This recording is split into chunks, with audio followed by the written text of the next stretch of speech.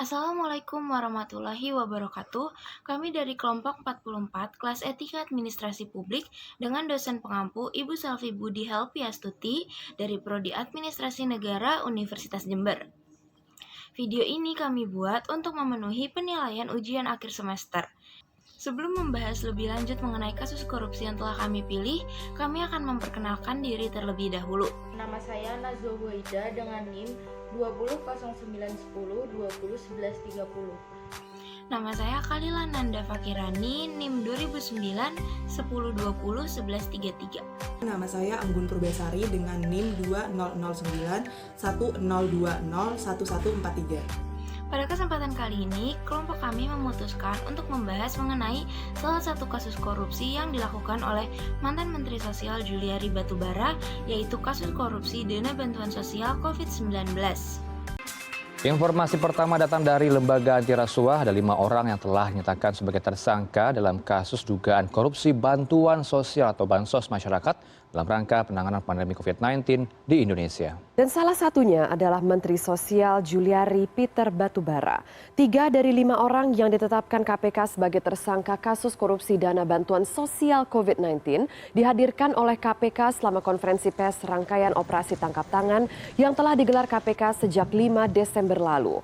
KPK juga menghadirkan barang bukti yang berhasil diamankan berupa uang tunai sebesar 14,5 miliar rupiah dalam berbagai mata uang. 2 orang tersangka lagi yaitu Juliari Peter Batubara dan seorang pejabat pembuat komitmen Kementerian Sosial RI berinisial AW tidak tampak selama acara berlangsung dan sekitar pukul 2:50 waktu Indonesia Barat pada Minggu dini hari, lobi gedung KPK di Jalan HR Rasuna Said ini dihebohkan dengan kehadiran Menteri Sosial Juliari Batubara.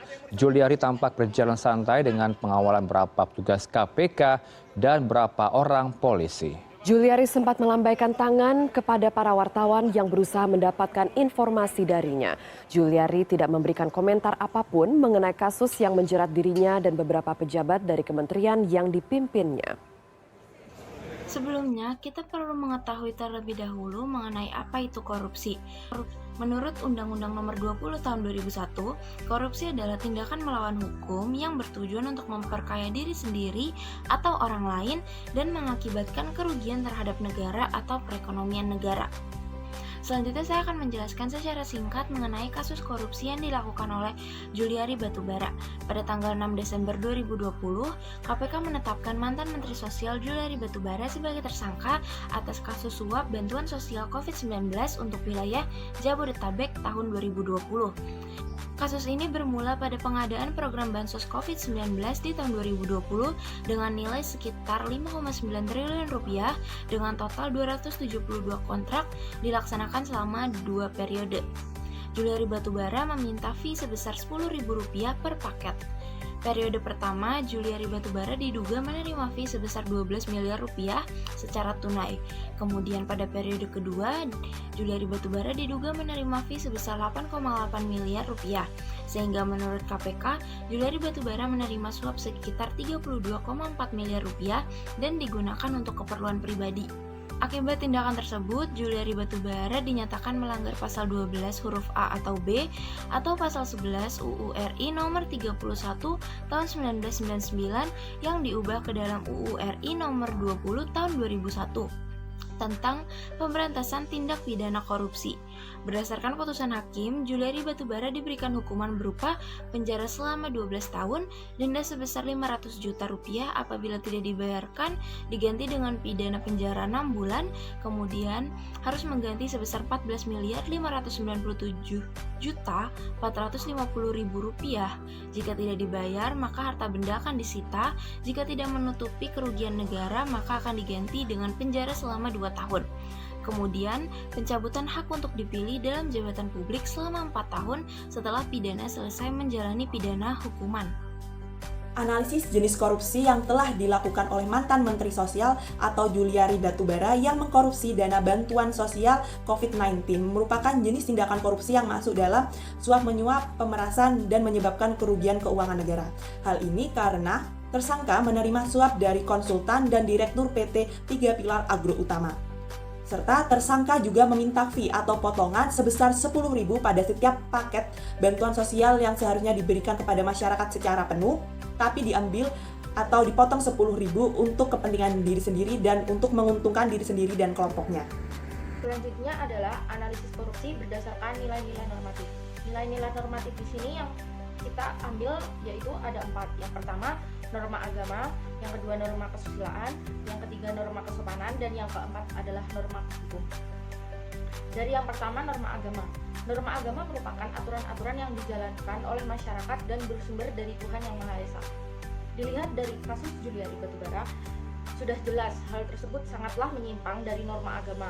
Terlebih, ia adalah pemeran kasus suap sendiri. Begitu juga dengan pelaku korupsi yang lain.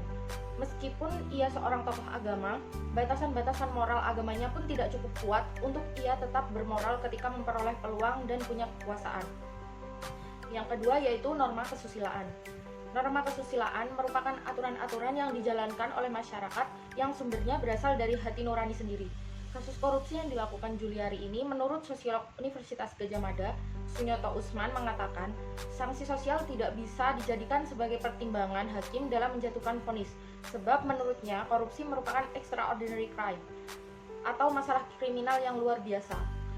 Menurutnya, sanksi sosial lebih tepat diberikan kepada pelanggar norma-norma adat di masyarakat. Di dalam norma kesusilaan sendiri, seseorang didorong untuk melakukan tindakan yang baik dan menghindari tindakan yang buruk. Apabila melanggar, akan mendapatkan sanksi berupa perasaan bersalah, penyesalan, atau bahkan dikucilkan oleh masyarakat. Tetapi hal tersebut sangat berbeda dengan hakim yang menjatuhkan vonis kepada Juliari. Namun bisa dilihat bahwa Juliari tetap melanggar norma kesusilaan. Yang ketiga yaitu norma kesopanan. Norma kesopanan merupakan aturan-aturan yang menekankan pada perbuatan seseorang untuk menjaga kesopan santunan, tata krama, dan juga adat istiadat setiap individu. Norma kesopanan diberlakukan untuk menjaga dan menghargai satu sama lain dalam kehidupan sehari-hari. Apabila norma kesopanan dilihat dari kasus korupsi bansos Covid ini yang dilakukan oleh Juliari, tidak ditemukan adanya nilai-nilai norma tersebut. Mengapa demikian? Karena dalam kasus ini pelaku korupsi jelas merugikan banyak orang. Karena sudah jelas terlihat uang bansos yang seharusnya diberikan kepada masyarakat malah dipergunakan untuk konsumsi pribadi si pelaku. Sikap menghargai orang lain dalam kasus ini sudah tidak lagi ditemukan. Yang keempat yaitu norma hukum. Norma hukum merupakan aturan-aturan yang dibuat oleh badan yang bertanggung jawab seperti pemerintah yang dikemas dalam bentuk undang-undang. Norma ini bersifat memaksa guna menjaga dan melindungi kepentingan masyarakat. Kasus korupsi yang dilakukan oleh mantan Menteri Sosial Juliari Batubara tentu merupakan perbuatan yang bertentangan dengan nilai-nilai dan norma-norma hukum. Korupsi sendiri sudah melanggar banyak aturan, apalagi dalam norma hukum. Seperti contoh yaitu tidak melakukan tindakan kriminal. Dalam kasus korupsi bansos ini sudah jelas terlihat bahwa pelaku korupsi melakukan tindakan kriminal yang melanggar aturan pemerintah dalam bentuk undang-undang. Selanjutnya adalah kesimpulan.